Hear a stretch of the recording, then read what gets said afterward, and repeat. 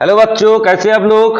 आज हम डिस्कस करेंगे क्लास 12 अकाउंटेंसी का एक इम्पॉर्टेंट चैप्टर जिसका नाम है पार्टनरशिप। और ये पार्टनरशिप का लास्ट टॉपिक है जो कि डेथ ऑफ पार्टनर। इससे पहले हमने पीएल एप्रोप्रिएशन अकाउंट भी कर चुके हैं पार्टनरशिप के अंदर पे, और जैसे रिवैल्यूएशन मतलब रीअसेसमेंट ऑफ पार्टनरशिप, और उसके बाद admission of partner, retirement of partner, और ये लास्ट टॉपिक जो है डेथ ऑफ पार्टनर। ठीक है बच्चों, तो आप लोग कॉपी पेन लेके बैठ जाओ और हमारे साथ साथ साथ में करते रहो। ठीक है बच्चों, तो देखिए क्या होता है कि जब पार्टनर का डेथ हो जाते हैं, मतलब पार्टनर का जो डेथ हो जाते हैं उसके बाद क्या कंडीशन होता है। एक्चुअली क्या होता है, जो पार्टनर का डेथ हो जाता है तो उसी समय पार्टनरशिप फॉर्म जो है क्लोज हो सकता है, या जो पूरा जो पार्टनर रह जाते हैं वो चाहते तो वो पार्टनरशिप फॉर्म को कंटिन्यू कर सकते हैं। ये कंडीशन हो सकता है। अगर मान लेते हैं कि भाई पार्टनरशिप जो रिटायर होने मतलब डेथ होने के बाद बाकी जो पार्टनर है वो पार्टनरशिप को कंटिन्यू करना चाहते हैं, तो इसके लिए क्या करना पड़ेगा, उसको जो पार्टनर का देहांत हुआ है उसका जो लीगल रिप्रेजेंटेटिव है उसको क्या करना है, पार्टनर का जो ड्यूज है वो उसको पे कर देना है। जैसे कि रिटायरमेंट के टाइम पे रिटायर्ड पार्टनर को मिल जाता था, अब इस समय क्या होगा, तो पार्टनर खुद ही जिंदा नहीं है इसलिए तो उसका जो रिप्रेजेंटेटिव है उसी को उस पार्टनर का जो ड्यूज वगैरह है वो चुकाना पड़ेगा। कौन चुकाएगा, एग्जिस्टिंग जो ऑर्गेनाइजेशन है, मतलब एग्जिस्टिंग जो पार्टनर्स है वो अपना ये सेटलमेंट करेगा, करने के बाद अपना जो बिजनेस है वो कंटिन्यू करेगा। ठीक है, तो डेथ ऑफ पार्टनर और रिटायरमेंट ऑफ पार्टनर में बहुत ज्यादा अंतर नहीं है, लगभग सेम है। यहाँ से पैसा मिलता है और जो ड्यूज वगैरह जो मिलता है वो पार्टनर्स का जो लीगल रिप्रेजेंटेटिव उसी को मिलता है, और जो रिटायरमेंट के केस में क्या होता था कि पार्टनर जो रिटायर हो रहा है उसी को वो मिलता था। ठीक है बच्चों, तो एक्चुअली हम देखते हैं अब जो डिजीज पार्टनर है, डिजीज पार्टनर का जो रिप्रेजेंटेटिव है उसको क्या क्या चीज मिलेगा, क्या क्या अमाउंट मिलेगा। जैसे कि रिटायरमेंट पार्टनर को मिलता था ऐसे ही मिलेगा। देखते हैं क्या क्या उनको मिलेगा, चलिए देख लेते हैं। देखिए the disease partners capital and current account का जो बैलेंस रहेगा वो किसको मिलेगा, डिजीज पार्टनर्स का रिप्रेजेंटेटिव को मिलेगा। नेक्स्ट क्या मिलेगा, कि share of undistributed profit and loss, अगर कोई प्रॉफिट और लॉस अनडिस्ट्रीब्यूटेड रह गया तो वो चीज का जो शेयर उनका जो पोर्शन होगा वो उसको मिलेगा। नेक्स्ट और क्या मिलेगा, कि शेयर ऑफ रिवैल्यूएशन प्रॉफिट और लॉस, जैसे ही कोई पार्टनर का देहांत होता है या पार्टनर रिटायर होता है, नए पार्टनर आता है, तो हम लोग क्या करते हैं, जो एसेट्स और लाइबिलिटीज है उसका रिवैल्यूएशन करते हैं। तो रिवैल्यूएशन के ऊपर जो प्रॉफिट या लॉस कुछ भी हो सकता है, अगर प्रॉफिट होगा तो उसको मिलेगा, लॉस होगा तो उसको बियर करना पड़ेगा। ऐसे डेथ के टाइम पे भी सेम तरीके से जो प्रॉफिट और लॉस रिवैल्यूएशन में आएगा वो उसको देना पड़ेगा। ठीक है, नेक्स्ट और क्या होगा, ही share of goodwill, definitely partners का पार्टनरशिप फॉर्म का जो गुडविल वैल्यूएशन बनेगा उस हिसाब से उसका जितना गुडविल का पोर्शन बनता है वो उसको देना पड़ेगा। जैसे हम लोग रिटायरमेंट के टाइम पे करते थे ऐसे ही करेंगे। ओल्ड पार्टनर अपना सैक्रिफाइस गेनिंग रेशियो में वो कैपिटल एडजस्ट करके उसका जो पोर्शन है गुडविल का वो दे देगा उसको। ठीक है, तो फिर नेक्स्ट और क्या देना है उसको, ही share of joint life policy, अगर कोई जॉइंट लाइफ पॉलिसी पार्टनर ने करके रखा तो उसका जो अमाउंट जॉइंट लाइफ पॉलिसी से आएगा तो वो पॉलिसी का जो पोर्शन होगा, जो अमाउंट मतलब पॉलिसी से रिकवर होगा उसका जितना पोर्शन है जो प्रोपोर्शन में है उसी हिसाब से उसको दिया जाएगा। और क्या मिल सकता है, his share of profit or loss made by the firm between the last year ending and the date of his death। Actually क्या होता है, किसी का देहांत टाइम मेंशन करके नहीं होता, ईयर के एंड पे होगा ही ऐसा कोई बात नहीं है। साल के कभी भी बीच में कभी भी टाइम पे उसका डेथ हो सकता है। तो अगर मान लेते हैं साल के बीच में कहीं कभी किसी टाइम उसका डेथ हुआ, तो फिर जिस पीरियड का मतलब जब ईयर एंड होने के बाद जिस पीरियड के लिए बिजनेस कंटिन्यू चला और उसके बाद उसका देहांत हो, उसी पीरियड के लिए एक एवरेज प्रॉफिट हम लोग कैलकुलेट करते हैं लेते हैं। जनरली क्या होता है, लास्ट ईयर का प्रॉफिट को बेस करके उसी पीरियड का प्रॉफिट कैलकुलेट कर लेते हैं और उसका वो पोर्शन उसका जितना पोर्शन बनता है उसी हिसाब से उसको क्रेडिट किया जाता है। ये सब चीज क्या होता है, पार्टनर्स डिजीज पार्टनर्स जो एग्जीक्यूटर्स है या डिजीज पार्टनर्स जो कैपिटल है उसमें ये ट्रांसफर होगा। या तो फिर कोई ड्राइंग वगैरह वो करके रखा फिर उसका एडजस्टमेंट होगा। अगर कुछ सैलरीज वगैरह उसको मिलता है तो वो भी उसको मिलेगा। जैसे कुछ सैलरी उनको महीने में सैलरी मिलता है तो उसी पीरियड के लिए उसको सैलरी मिलेगा। ठीक है, तो और क्या क्या मिल सकता है, जैसे सैलरी हो गया या कमीशन, अगर उसको मिलता है तो कमीशन आएगा। ठीक है, सैलरी हो गया, कमीशन हो गया, या कुछ या अदर कुछ और उसको देना था, तो वो चीज उसको उसी पीरियड के लिए मिलेगा। जो पार्टनरशिप डीड के हिसाब से जो रहेगा उसी हिसाब से उस चीज उनको मिल जाएगा। ठीक है बच्चों, ठीक है, चलिए फिर आगे बढ़े। आगे देख लेते हैं हम जो एग्जीक्यूटर से डिजीज पार्टनर्स कैपिटल अकाउंट में क्या क्या अमाउंट डेबिट होगा या क्या क्या अमाउंट क्रेडिट होगा। ठीक है, ये हम एक अकाउंट आपके लिए आपके रिप्रेजेंट कर रहे हैं, तो फिर आपको ये इजी हो जाएगा। अगर डिजीज पार्टनर्स कैपिटल अकाउंट से खोलना है तो उसमें क्या क्या डेबिट होगा और क्या क्या क्रेडिट होगा वो आपको समझ में आ जाएगा। ठीक है बच्चों, चलिए पहले देख लेते हैं क्या क्या क्रेडिट होगा। पहले क्रेडिट क्या क्या होगा, कैपिटल बैलेंस जो डिजीज पार्टनर का ऑलरेडी पड़ा हुआ था वो उसको क्रेडिट हो जाएगा। इंटरेस्ट ऑन कैपिटल, जो कैपिटल उसका बिजनेस में है उसके ऊपर कोई इंटरेस्ट अगर उसको ड्यू है तो वो मिलेगा। सैलरी या कमीशन जो आपको बताया था वो क्रेडिट हो जाएगा। कुछ एक्यूमुलेटेड प्रॉफिट जो बैलेंस शीट में पड़ा हुआ है उसका पोर्शन उसको मिल जाएगा, प्रॉफिट या रिजर्व। नेक्स्ट क्या होगा, रिवैल्यूएशन में जो प्रॉफिट होगा तो यहाँ क्रेडिट हो जाएगा।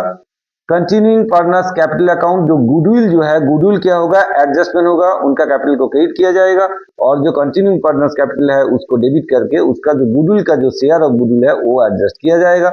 नेक्स्ट और क्या मिलेगा, जॉइंट लाइफ पॉलिसी में जो उसको मिलना था share of joint life policy वो मिलेगा, क्रेडिट होगा। Profit and loss account suspense, मतलब जो उसी पीरियड का जो प्रॉफिट है, मतलब एक्सपेक्टेड प्रॉफिट है, उसको प्रॉफिट एंड लॉस सस्पेंस लिख के उनका जो पोर्शन है वो यहाँ दिया जाएगा। अगर हम ये प्रॉब्लम डायरेक्ट प्रॉब्लम लेके करेंगे तो आपको ये जल्दी समझ में आ जाएगा। ठीक है बच्चों, चले फिर आगे बढ़े। और क्या मिलेगा, अगर उसका कोई करेंट अकाउंट का क्रेडिट बैलेंस पड़ा हुआ है तो यहाँ उसको क्रेडिट किया जाएगा। ठीक है, अब देख लेते हैं डेबिट क्या क्या होगा। Balance to balance BD debit, अगर उसका कैपिटल बैलेंस का डेबिट बैलेंस पड़ा हुआ है तो यहाँ डेबिट में आ जाएगा। नेक्स्ट होता है उसका कोई करेंट अकाउंट अगर डेबिट में पड़ा हुआ है तो वो यहाँ आएगा। एक्यूमुलेटेड कुछ लॉस प्रॉफिट मतलब बैलेंस में पड़ा हुआ है तो उसका लॉस का शेयर यहाँ आ जाएगा। रिवैल्यूएशन में अगर लॉस हो गया तो फिर यहाँ डेबिट हो जाएगा। जितना उसने ड्राइंग किया पूरा साल में उसी पीरियड के लिए वो ड्राइंग यहाँ डेबिट हो जाएगा। इंटरेस्ट ऑन ड्राइंग, जो ड्राइंग उसने किया उसके ऊपर अगर कोई इंटरेस्ट देना है पार्टनरशिप डीड के हिसाब से वो भी उसको डेबिट किया जाएगा। ठीक है, नेक्स्ट होता है कि share of goodwill return up, अगर गुडविल को रिटर्न अप किया गया है, जो रेज किया था रिटर्न अप किए हैं तो भी उसका यहाँ डेबिट हो जाएगा गुडविल का पोर्शन। नेक्स्ट होता है प्रॉफिट एंड लॉस सस्पेंस, मतलब अगर ये प्रॉफिट ना होकर पिछले साल लॉस हुआ था, अगर हम लॉस लेते हैं एक्सपेक्टेड लॉस तो लॉस का जो पोर्शन होगा उसको ये डेबिट किया जाएगा। नेक्स्ट जो बैलेंस बचेगा, ये जो बैलेंस बचेगा ये टोटल करके यहाँ बैलेंस बचेगा, वो बैलेंस चला जाएगा कहाँ, पार्टनर्स एग्जीक्यूटर्स अकाउंट में चला जाएगा, मतलब एग्जीक्यूटर्स ऑफ डिजीज पार्टनर्स में चला जाएगा। ये है हमारा disease partners capital account. Generally क्या होता है यही चीज करना पड़ता है। और दूसरी चीज, अगर आपको एसेट लायबिलिटीज रिवैल्यूएशन होता है तो आपको ऑलरेडी पता है कैसे रिवैल्यूएशन खोल के वो प्रॉफिट और लॉस जो कैलकुलेशन होता है वो कैसे निकालते हैं, वो आपको बिल्कुल पता है, वो कर सकते हैं आप। अगर यहाँ प्रॉब्लम हम लेंगे, प्रॉब्लम में रहेगा तो हम भी आपको करके दिखाएंगे। ये सब करने के बाद फाइनली जो बैलेंस शीट बनता है, जो जिस तरह से आपका रिटायरमेंट के बाद बैलेंस शीट बनता है ऐसे ही बैलेंस शीट बन जाएगी। ठीक है बच्चों, और यहाँ पे जैसे रिटायरमेंट की तरह यहाँ भी आपको गेनिंग रेशियो कैलकुलेट करना होगा अगर जरूरत पड़े तो उसी हिसाब से आपका जो ये गुडविल वगैरह है वो एडजस्ट होगा। ठीक है बच्चों, समझ में आया, क्लियर हुआ? तो चलिए आप भी साथ साथ में करते रहिए। हम एक प्रॉब्लम लिए जो कि एक प्रॉब्लम आपका एचएस में क्लास 12 हमारे वेस्ट बंगाल बोर्ड एचएस में आया था 2016 में। ठीक है, जनरली डेट का साम्स एक ही आया था वेस्ट बंगाल बोर्ड में 2016 में, उसके बाद से आया नहीं है, लेकिन इस बार आने का चांसेस भी है, शायद आ सकता है। छोटा प्रॉब्लम ऐसे 6 मार्क्स में आपका आ सकता है, इसलिए आप लोग जरूर इसको प्रैक्टिस करके रखिए। ये प्रॉब्लम हमने एक प्रॉब्लम आज ली है, आपको दिखाएंगे, लेकिन अगले 2-4 वीडियो में हम और कुछ प्रॉब्लम इंपॉर्टेंट प्रॉब्लम लेंगे, प्रॉब्लम लेके आपको सॉल्व करके यहाँ दिखा देंगे। आप लोग प्रैक्टिस कर लीजिएगा तो आपको प्रॉब्लम नहीं आएगा एग्जाम के लिए। ठीक है बच्चों, चलिए आप लोग कॉपी पेन लेके साथ साथ में हमारे साथ कीजिए, फॉर्मेट बना लीजिए और साथ साथ में करते रहिए। ठीक है बच्चों, फॉर्मेट कैसे बनेगा, जस्ट आपको यहाँ देखिए क्या करने के बोला है, आर्ट्स कैपिटल अकाउंट, सिर्फ आर्ट्स का कैपिटल अकाउंट खोलना है आपको। इस तरह से आप आर्ट्स का कैपिटल अकाउंट खोल लीजिए, फिर उसके बाद हम साथ साथ में करते रहे। ठीक है बच्चों, चलिए फिर शुरू हो जाते हैं। पहले हम प्रॉब्लम को पढ़ लेते हैं, उसके बाद कैसे कैसे करेंगे वो हम देख लेते हैं। चलिए, बोला क्या गया है आपको, P, Q and R partners in a firm sharing profits and losses in the ratio 3:1। ठीक है, on 31st March 2019 their balance sheet was as under। देखिए 31st मार्च में 19 में बैलेंस शीट क्या है दिया गया आपको, जैसे कैपिटल अकाउंट PQR आपका दिया हुआ है, रिजर्व में कुछ अमाउंट आपका पड़ा हुआ है, क्रेडिटर्स अकाउंट दिया हुआ है, इधर building, machinery, furniture, stock, debtor, cash, ये सब दे दिया है।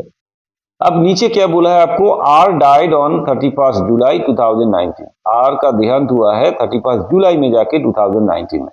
Under the terms of partnership deed R is entitled, R को क्या क्या मिलेगा पार्टनरशिप डीड वाइज, एक मिलेगा कैपिटल, उनका जो कैपिटल बैलेंस है वो मिलेगा और उसके साथ 10% इंटरेस्ट भी मिलेगा। नेक्स्ट मिलेगा उसको सैलरी पर मंथ, 1000 करके पर मंथ उसको सैलरी मिलेगा। और नेक्स्ट मिलेगा share of profit on the basis of profits of last year, last year का जो प्रॉफिट है उसके बेसिस में, और profit of last year was 90,000। ठीक है बच्चों, तो प्रॉब्लम आपको समझ में आ गया है। ये बिल्कुल सिंपल प्रॉब्लम है, बहुत ज्यादा कॉम्प्लिकेटेड नहीं है। यहाँ पे गुडविल का कोई वैल्यूएशन के बारे में नहीं बताया गया है। दूसरा है यहाँ पे एसेट लायबिलिटीज का कोई रिवैल्यूएशन नहीं है।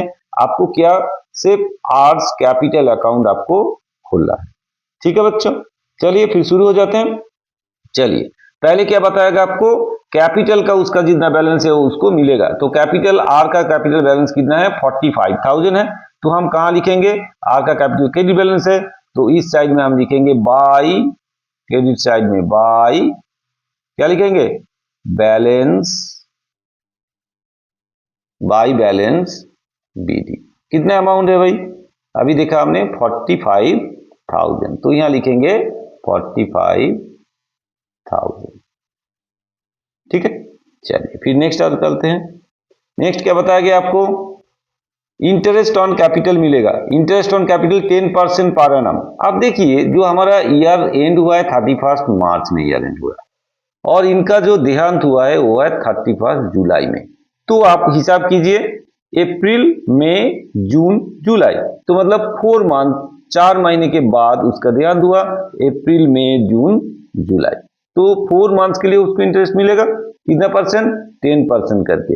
चलिए कैलकुलेट कर लेते हैं, तो क्या लिखेंगे यहां, bye interest, bye interest,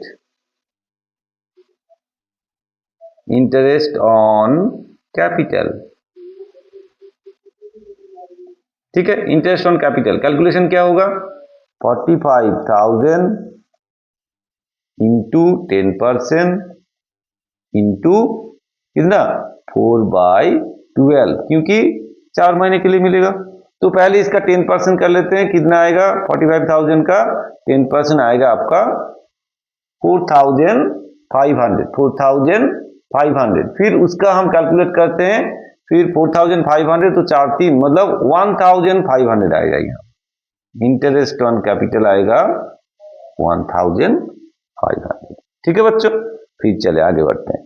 next क्या बताया गया आपको, तो ये पार्ट 1 का काम हो गया आपका। नेक्स्ट बोला है सैलरी मिलेगा पर मंथ 1,000 करके, पर मंथ 1,000 करके, मतलब 1,000 करके सैलरी मिलेगा।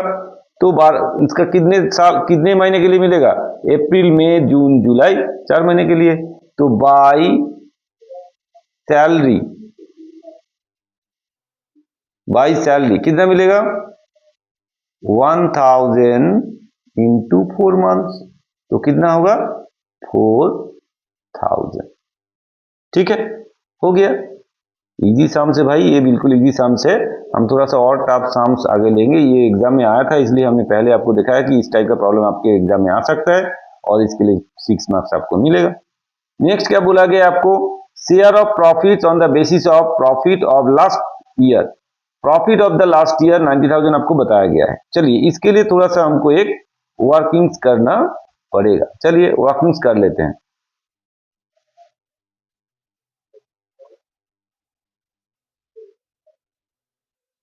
ठीक है। वर्किंग्स, वर्किंग्स में क्या बताया गया आपको, देख लेते हैं कि भाई किस तरह से हम वर्किंग्स कर लेते हैं, किस तरह से मतलब कितना amount, sorry.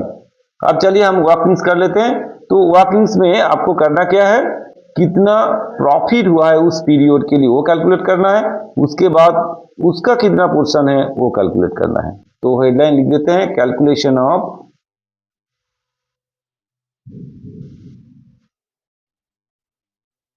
Share of profit, share of expected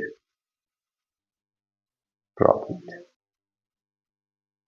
ठीक है, calculation of share of expected profit देख लेते हैं। प्रॉफिट फॉर मतलब एक्सपेक्टेड प्रॉफिट एग्जैक्टली तो नहीं है,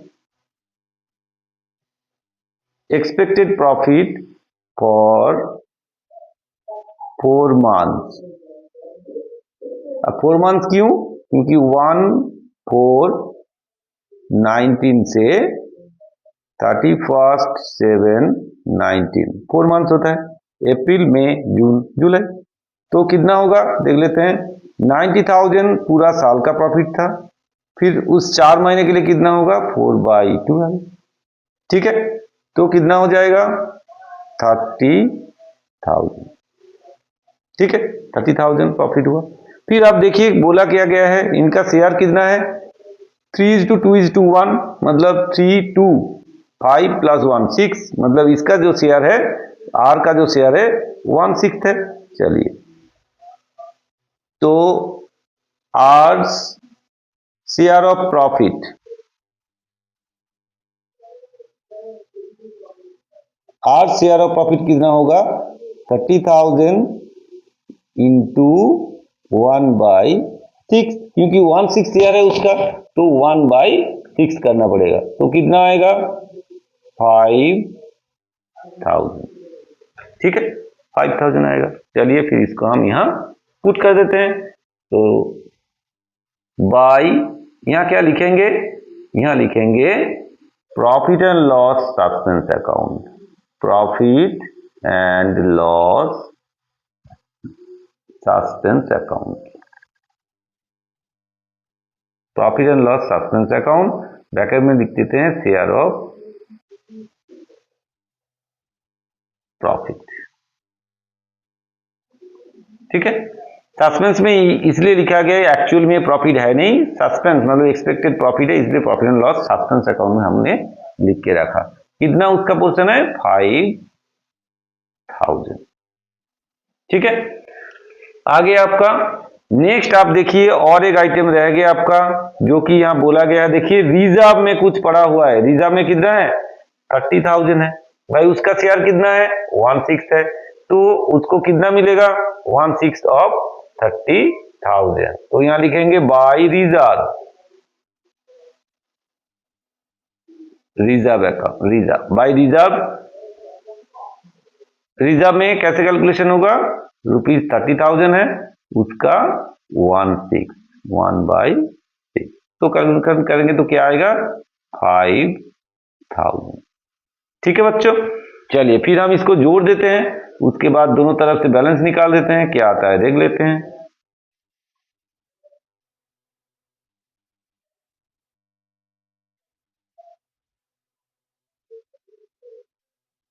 ठीक है, तो इसको जोड़ते हैं 45,000, यहाँ 45,000 plus 1,000 46 plus 4 that is 50,000, 50 plus that is 10 that is 60,500, मतलब 60, तो 60,500। ठीक है, तो यहां भी बैठा देते हैं 60,500। तो बैलेंस फिगर में जो आएगा वो किसको भेजेंगे, पार्टनर्स एग्जीक्यूटर्स अकाउंट में वो ट्रांसफर हो जाएगा। तो क्या लिखेंगे क्या लिखेंगे आज एग्जीक्यूटर्स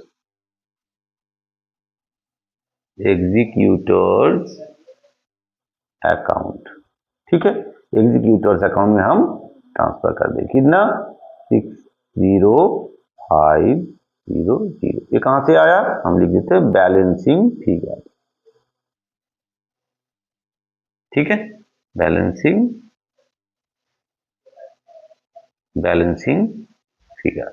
ठीक है बच्चों, ये ऐसे आपका कंप्लीट हो गया। तो इस तरह से आपको अगर डिजिट पार्टनर्स कैपिटल अकाउंट खोलने के लिए बोला गया तो इस तरह से सिंपल एंट्री वगैरह दिया रहेगा, आपको इस तरह से कैलकुलेशन करके जैसे इसका वर्किंग वगैरह करके आपको यहाँ बैठा देना और क्लोज करके बैलेंसिंग फिगर में उसका कितना ड्यूज है वो कैलकुलेट करके निकाल देना है।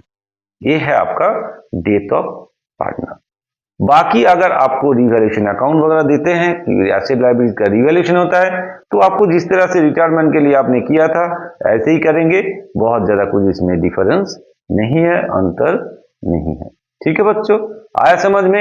अगर आपको वीडियो समझ में आ रहा है, अगर ये वीडियो आपको हेल्प करने वाले हैं, क्योंकि आगे सामने ही आपका क्लास 12 का बोर्ड एग्जाम है जो कि सीबीएसई, आईसीएसई या डब्ल्यूबी सबका ही बोर्ड एग्जाम है, 1-2 महीना और बाकी है। आप लोग प्रैक्टिस करते रहिए, हम भी आपको ये एग्जाम्स वगैरह करके देते रहेंगे। अगर आपको ये वीडियो अच्छा लग रहा है, आपको हेल्प हो रहा है, तो आप जरूर इस वीडियो को शेयर कीजिए, लाइक कीजिए और जरूर कमेंट्स कीजिए। और जो लोग अभी तक चैनल को सब्सक्राइब नहीं किए, जरूर चैनल को सब्सक्राइब कीजिए और बेल आइकॉन दबा के रखिए कि इस पीरियड में जो भी वीडियोज हम बनाएं वो फटाफट आपके पास पहुंच जाए और आपको एग्जाम के लिए हेल्प मिल जाए। ठीक है बच्चों, फिर मिलते हैं नेक्स्ट वीडियो में। Thank you.